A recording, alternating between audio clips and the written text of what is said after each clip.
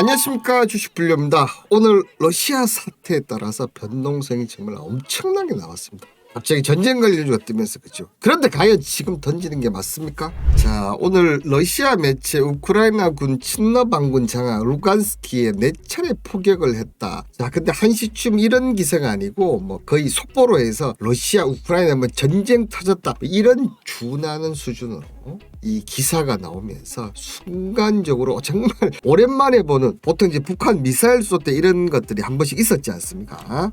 오늘 순간적으로 한번 보십시오. 지수가 자, 여기 2770에 있던 것이 순간적으로 얼마나 빠졌다? 2710까지 내려가면서 순간적으로 60포인트. 이 60포인트 빠지는데 20분밖에 안 걸렸습니다. 지수가 정말 오전 내내 플러스 되면서 정말 좋은 흐름 이어가다가 이 한 방으로 쭉 밀려버렸어요. 이때 보시면 실시간 나스닥 선물 차트도 보시면 14,600에서 14,400까지 쭉 내려가는 자, 이런 사태가 발생했는데요. 근데 여기서 재미난 게 뭔지 아십니까? 자, 이렇게 지수가 쭉 내려왔을 때 우리 투자자 매매 동향을 한번 보도록 하겠습니다. 투자자 매매 동향을 보시면 자, 이 지수가 이렇게 급락을 했을 때 외국인과 기관들도 일시적으로 살짝 매도를 했어요. 근데 보십시오. 이 매도 이후에 오히려 줄기차게 이 외국인계 기관은 매수를 하면서 오늘 종가상으로 외국인 6,500원, 자, 기관은 4,300억 이렇게 매도를 했어요. 오늘 개인이 얼마를 매도를 했다? 거의 1조 1,000억에 가까운 매도를 했다는 겁니다. 자, 개인은 매도를 하고 이 리스크, 전쟁 리스크가 있다고 매도를 하고 외국인과 기관은 왜 매수를 할까요? 자, 그러면 우리 러시아하고 우크라이나 전쟁 발발 시 한번 보도록 하겠습니다. 이 부분은 제가 브리핑으로 해서 저희 멤버십 회원님들한테 한번 얘기를 드렸는데요. 자, 유럽, 러시아, 미국 이 경제적인 측면하고 지리적, 정치적 이런 걸 제가 한번 봤을 때 자, 유럽 같은 경우는 러시아의 천연가스를 35%, 독일 같은 경우는 50% 가까이 공급을 받습니다. 자, 지금 안 그래도 러시아, 우크라이나 전쟁 때 천연가스 가격이 계속 오르고 해서 부담이 되고 있어요. 근데 전쟁이 터지면 이것보다 훨씬 더 많이 오르고 또 어떻게 됩니까? 받지도 못해.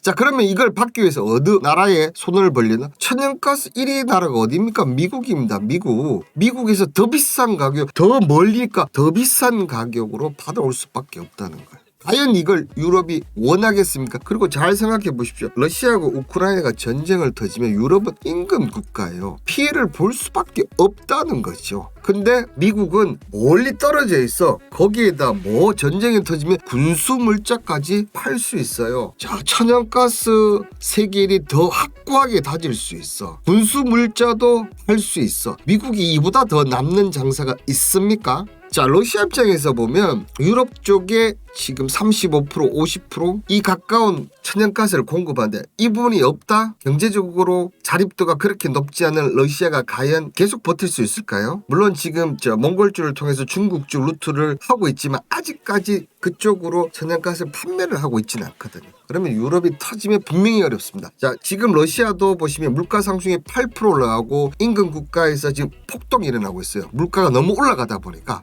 자, 이런 것을 우크라이나 쪽으로 돌릴 수는 있겠죠. 근데 결국은 그 돌리더라도 결국 경제적인 부분이 해결이 되지 않으면 이 부분이 전쟁 갖고는 계속 이어질 수는 없거든요. 근데 러시아하고 유럽 만약에 전쟁을 해서 유럽이 경제 제재 분명히 할 수밖에 없어요. 분명히 할 수밖에 없습니다. 푸틴 바보 아니거든요. 그렇다고 보면 유럽이나 러시아 쪽에서는 이득이 없다. 미국 쪽만 이득이 된다. 자, 그럼 한번 보세요. 제 나라 경제 교육 1위 2위가 어디입니까? 미국, 중국입니다. 미국, 중국이 압도적인 경제 교육을 하고 있어요. 물론 유럽도 있죠. 그렇지만 미국이 이번 케이스로 전쟁이 나면 어떻게 된다? 더 큰 돈을 벌 수, 더 잘 살 수 있어요. 중국은 아무 상관이 없고. 그러면 우리나라가 단기적으로는 어떻게 될지 모르겠지만 긴 흐름으로 봤을 때 손해입니까? 이득. 미국이 돈을 많이 벌면 우리나라 이득이에요. 근데 전쟁이 발생하는데 왜 주가가 떨어져야 되나?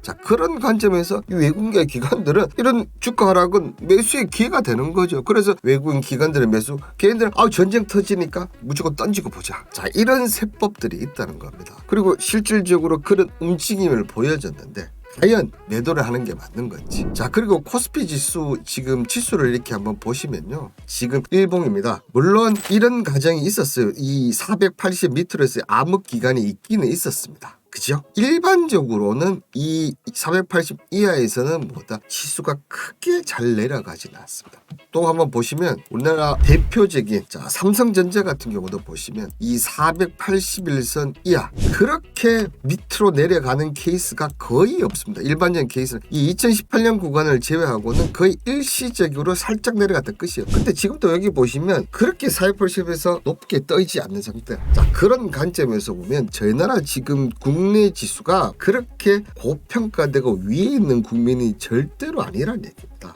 자, 이런 여러 가지 부분을 제가 계속해서 제시해 드릴 수가 있어요. 자, 금리 인상 부분, 그런 부분, 그리고 우크라이나 전쟁 부분 시장에 반영이 많이 돼 있고 삼성전자 이 정도인데 중소형주는 이거보다 훨씬 더 가격이 많이 떨어지고 특히 바이오 주식 같은 경우는 형편없이 떨어졌습니다. 떨어지는 거에 대해서 크게 부담을 안 가지셔도 된다는 겁니다.